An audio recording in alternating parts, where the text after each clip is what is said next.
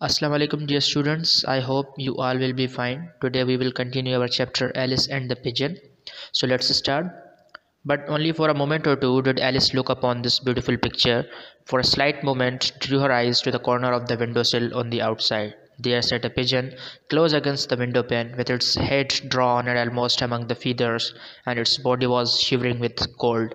The pigeon did not seem to be afraid of her, though she saw its little pink eyes looking right into her own. जब उसने बाहर की तरफ ये खूबसूरत नज़ारा देखा तो कुछ ही पलों के बाद उसकी नज़र खिड़की के किनारे पर पड़ी बाहर की तरफ, और उसने वहाँ पर एक कबूतर बैठा देखा जिसे इतनी ठंड लग रही थी कि उसने अपना चेहरा अपने परों के अंदर छुपाया हुआ था। वो कबूतर एलिस को देखकर बिल्कुल भी डरा नहीं, और एलिस ने देखा कि वो सीधा उसकी आंखों में झांक रहा था। Oh poor dear bird, she said in soft pitying tones, raising the window gently so that it might not be frightened away. Then she stepped back and waited to see if the bird would come in. उससे बहुत दुख हुआ और उसने कहा कि बेचारा पंछी, और फिर उसने आराम के साथ जो है खिड़की ऊपर की ताकि वो डरे नहीं। उसका आवाज़ की वजह से, खिड़की की खुलने की आवाज़ की वजह से कबूतर को डर ना लगे, और वो थोड़ा पीछे होकर खड़ी हो गई ताकि वो देख सके कि क्या कबूतर रूम के अंदर आ सकता है। The pigeon raised its brown head in half-scared way, turned it to this side and to that, then after looking first at the comfortable chamber and then away at the snow-covered earth, quietly hopped upon the still inside. Next it flew upon the back of the chair and then down upon the floor. उस कबूतर ने डरते हुए इधर उधर देखा और फिर उस गर्म कमरे की तरफ भी देखा जो उसके लिए जगह खोली गई थी, और फिर वो आराम के साथ अंदर की तरफ उड़ के आया। पहले वो एक चेयर के पीछे जाके बैठा और फिर वहाँ से नीचे ज़मीन पर बैठ गया। Little darling said Alice softly, Alice ने बहुत प्यार से कहा कि प्यारा पंछी। Then she dressed herself quickly and went down stair for some crumbs of bread which she scattered on the floor. The pigeon picked them up with scarcely a sign of fear. और अचानक से उसने जल्दी जल्दी कपड़े पहने और वो जल्दी से नीचे गई और किचन में से कुछ रोटी के टुकड़े, ब्रेड के टुकड़े लेकर आई, और उसने आके वो ज़मीन पर रख दिए जिन्हें कबूतर ने बिना किसी डरने के खा लिए। As soon as it had eaten up all the crumbs, it flew back towards the window, resting on the sill. It swelled its glossy throat and cooed its thanks to its little friend. जैसे ही उसने सारे रोटी के टुकड़े खा लिए, वो आराम से उड़कर खिड़की के किनारे पर बैठ गया, जहाँ पे उसने थोड़ी देर आराम किया, और फिर उसने अपनी जो गर्दन है या अपनी आवाज़ में उस नन्ही सी दोस्त का शुक्रिया अदा किया। Then it darted away, the morning sunshine glancing from its wing. और फिर वो वहाँ से उड़ गया, और इस तरह से जैसे लगा कि उसके परों से सूरज की रोशनी झलक रही थी। A feeling of disappointment crept into the heart of Alice as the bird swept out of sight. Poor little darling, she sighed. If he only had known how kind I would have been and how safe it was here. What nice food and pure water would have been given, it wouldn't have flown away. एक नाकामी सी लहर उसके दिल के अंदर दौड़ गई। उसे कुछ अजीब से ख्याल आता है, और फिर उसने सोचा कि बेचारा पंछी, अगर उसे इस बात का पता होता कि मैं उसका कितना ख्याल रखती, उसके साथ कितने अच्छे तरीके से बर्ताव करती, और उसे यहाँ पे कितना अच्छा खाना और पानी मिलता, दाना पानी मिलता, तो वो कभी भी यहाँ से उड़कर नहीं जाता। When Alice told about the visit of the pigeon at breakfast time, a pleasant surprise was felt by all at the table, and they talked of doves and wood pigeons. Her father told her one or two nice stories with which she was delighted. और जब Alice ने सुबह नाश्ते के वक्त ये बात सबको बताई तो सब लोगों को बहुत खुशी हुई, और उसके फादर ने उसे इसके साथ ही एक दो और भी कहानी सुनाई जो सुनकर वो बहुत खुश हुई और उसे अच्छा लगा। A great many times during the day Alice stood and opened the door or looked from the windows in hope of seeing the pigeon again. On a distant housetop from which the snow had been melted, blown away, or flying through the air, she would get sight of a bird now and then, but she couldn't tell whether or not it was a white and brown pigeon she had sheltered and fed in the morning. But just before sundown, as she stood by the parlour window, a cry of joy fell from her lips. There was a pigeon sitting on a fence close by and looking. It seemed to her quite forlorn.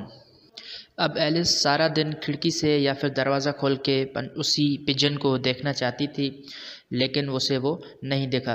कई बार तो उसे एक सामने वाले घर की छत से, जहाँ से बर्फ़ पिघल चुकी थी या उड़ चुकी थी हवा की वजह से, उस जगह से उसे कुछ पंछी नज़र तो आए, लेकिन उसे कंफर्म नहीं था, इस बात का यकीन नहीं था कि ये वही पंछी है या ये वही कबूतर है जिसे उसने सुबह खाना खिलाया था या जिसे उसे सर्दी से बचाया था। लेकिन फिर जैसे ही सूरज ढलने वाला था, शाम होने वाली थी और वो अपनी खिड़की के बराबर में खड़ी हुई थी, तो अचानक उसे एक आवाज़ सुनाई दी और जैसे ही उसने देखा तो खिड़की के पास उसी कोने पर वो कबूतर बैठा हुआ था। Alice threw open the window and then ran into the kitchen for some crumbs of bread. When she came back, Pigeon was still on fence. Then she called to him, holding out her hand, scattering a few crumbs on the windowsill. The bird was hungry and had sharp eyes. When it saw Alice, it no doubt remembered the nice meal she had given it in the morning. In a few moments, it flew to the window, but seemed half afraid. So Alice stood a little back in the room when it began to pick up the crumbs. Then she came nearer and nearer, holding out her hand that was full of crumbs. As soon as Pigeon had picked up all that was on the sill, it took the rest of its evening meal from the dear little girl's hand. Every now and then it would stop and look up at its kind friend, as much as to say, "Thank you for the nice supper. You are so good." When it had eaten enough, it cooed a little, bobbed its pretty head, and then lifted its wings and flew away. कबूतर को देखते ही Alice ने अपनी खिड़की फिर से खोल दी और जल्दी से भागती हुई वो किचन की तरफ गई और उसने फिर वहाँ से कुछ ब्रेड के टुकड़े उठा लिए। और जैसे ही वो वापस आई तो उसने देखा कि कबूतर अब भी उसी खिड़की के कोने पे बैठा हुआ था। उसने उसे बुलाया और अपना हाथ दिखाया और कुछ जो है ब्रेड के टुकड़े उसी खिड़की के किनारे पे रख दिए। जैसे कि पिजन को बहुत भूख लगी थी और उसकी आंखें भी बहुत तेज़ लग रही थी, उसने एलिस को देखा और उसे याद आया कि किस तरह से उसने सुबह उसे बहुत अच्छा खाना खिलाया था।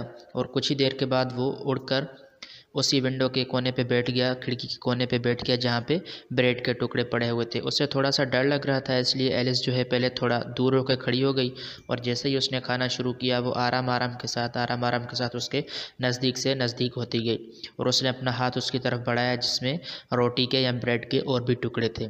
विंडो पर मौजूद सारे ब्रेड के क्रम्स खाने के बाद पिजन जो है उसने एलिस के हाथ में पड़े हुए ब्रेड पीसेस खाना स्टार्ट किए और फिर खाते वक्त वो हर बार थोड़ा सा खाने के बाद एलिस की तरफ देखता था, जैसे वो उसका शुक्रिया अदा कर रहा हो कि इस खाने के लिए तुम्हारा बहुत बहुत शुक्रिया। और फिर जब उसने पेट भर के खा लिया तो थोड़ा सा गुनगुनाया और अपने सर को हिलाया और फिर अपने पंख उठा के, पंख फैला के वहाँ से उड़ गया।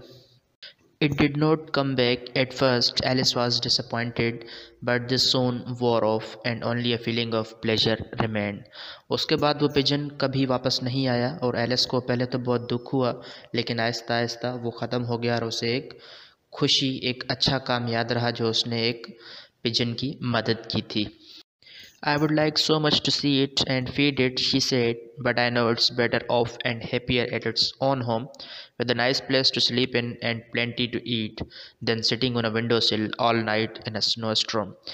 एलिस ने कहा कि उसे बहुत खुशी मिलती अगर वो दोबारा से उस पिजन को देखती और उसे खाना खिलाती, लेकिन उसे इस बात का अंदाज़ा था कि वो अपने घर पर ज़्यादा खुश और ज़्यादा महफूज है, जहाँ उसके पास खाने के लिए बहुत कुछ है और सोने के लिए बहुत अच्छी और गर्म जगह भी है, बजाय इसके कि वो सारी रात एक खिड़की के किनारे बर्फ़ानी तूफ़ान में बैठा रहे और मेरा इंतज़ार करे। उसके साथ हमारा टॉपिक ख़त्म हुआ। उम्मीद है आपको समझ में आई होगी। Thank you. अल्लाह हाफिज़।